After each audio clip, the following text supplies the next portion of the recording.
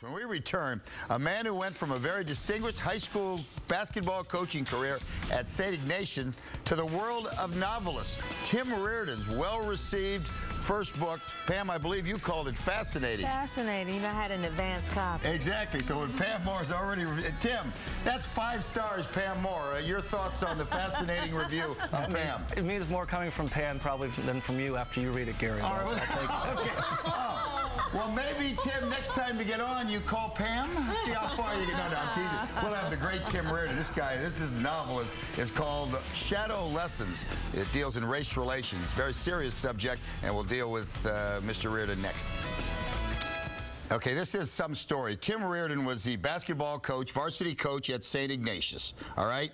Says, hey, I'm ready for a change, so to speak. He still coaches a freshman team out at SI, but he wrote a novel called Shadow Lessons, and after 20 years as a coach, he's becoming an author, teaches creative writing at St. Ignatius, and basically the premise is, you tell me if I'm wrong, it's very interesting, is that a guy wants to be an author, can't get it published as a white male, finds a African-American woman who works for, what, the fire department? Fire department. Very smart, well-educated, attractive woman, puts her name on the book and gets it published? Yeah, it was a specialty publisher that specialized in African-American voices. So he just did it on a lark and they liked it, so he ends up, that's where the story goes.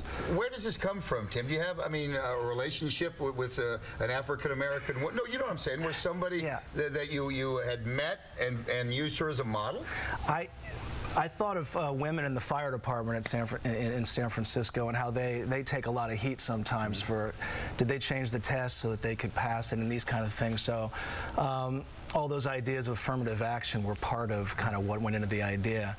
It is funny how times have changed. I mean, you imagine 20 years ago saying I need an African-American person to help me get where I want to go in terms of a book deal. Of getting a book deal, and we've seen so many. I always think of there's 2 kinds of books about black-white issues in America. One would be the one where the white guy goes in and helps all the minority kids and kind of saves the day, and the other one is the one where a black person's being oppressed by white people, and obviously historically that's an important one to do, and we know why it's there. So I try to do something that's kind of in between. Are you coming from the standpoint, I don't mean to press you on this, but where you feel, well, a white guy would not get the break that now an attractive African-American woman would? Well, for that specific publishing house, which wanted African-American voices, I don't think you'll see any publishing houses saying, we're looking for white men authors to go apply here, so we kind of just flipped that around. You got sports in here, though?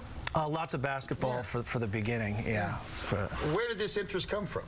I mean, to write a novel, again, you tell me if I'm wrong, I think a lot of it is autobiographical, whether you know it or not. I think everybody's got one book in them. You've heard that, right? Yes. Where did this come from for you? Well, it's funny that you mentioned that first, because about every 2 days somebody calls me up and asks me, is that me on page 742?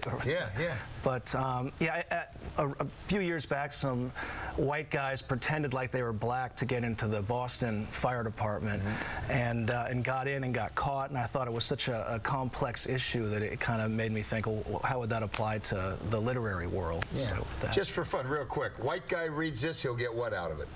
White guy reads it, it depends what kind of... I'm generalizing, but you know what I mean. If it's a kind of a right-wing white guy, he might start thinking to cheer it on, and this is trying to, bring down affirmative action. But I think a moderate would say, hey, this guy's trying to approach things from a very kind of middle-of-the-road point of view. African-American reads it? Same question.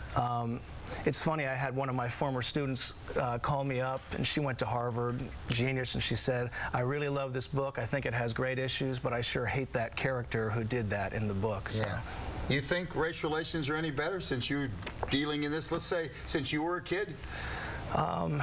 A little bit better, but I have the final chapter in there has the Messerly Grant tragedy as part of it, so it comes right up to kind of modern stuff, and that seems like it hasn't got a whole lot better. So you're now in paperback. How's that selling? It's selling okay. Hopefully this helps, Gary, with Pam's endorsement. That Pam, I think you said fascinating. That's what I said. That's yes, what she Gary. said. Okay, no, you're a very interesting guy. Can you seem like, how old are you? I am 42. Yeah, you're in good shape. No, you're a nice young guy like this, wants to be a novelist. Real quick, you got another one in your mind? Just finished one. And the name of it is? Get Rid of the Scent. And that's about what? It's about a former Cal basketball player that gets kicked out of Cal for fighting, becomes a bookie. Okay, geez. Yes. Tim, great. You bring the book back, and I guarantee I'll wink at Pam will call it fascinating. All right? Tim Reardon, Shadow Lessons, at the bookstore now.